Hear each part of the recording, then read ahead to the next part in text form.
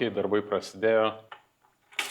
O, bet čia naujos kartos turbūt kažkokia. Labas visiems, šiandieną mes turim BMW X6M. Kuriam. Ne, jokauju, šitą mašiną jau nebesiveda.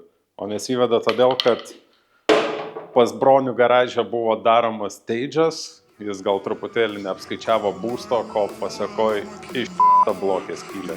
O jeigu rimtai, tai šitam varikliui užšakęs ir mes keisime kitur, todėl imame į darbą.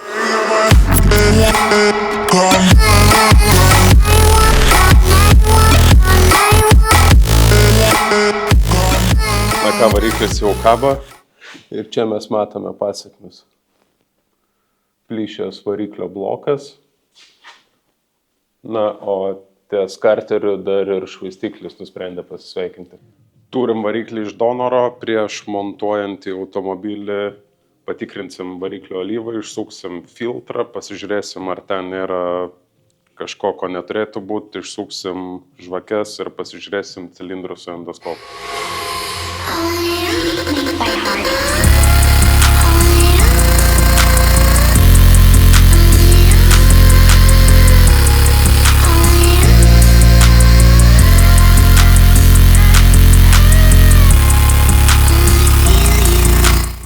Nu ką, X6 jau surinktas ir užkurtas, ištaisyti visi kasekai broniaus dėl būsto pridaryti.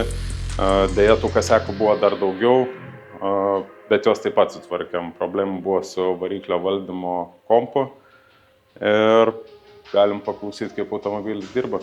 Nu ką, paklausom variklio garso. Kas čia? Ne, iš tikrųjų prikolinau. Einam paklausyti, kaip iš tikrųjų skamba.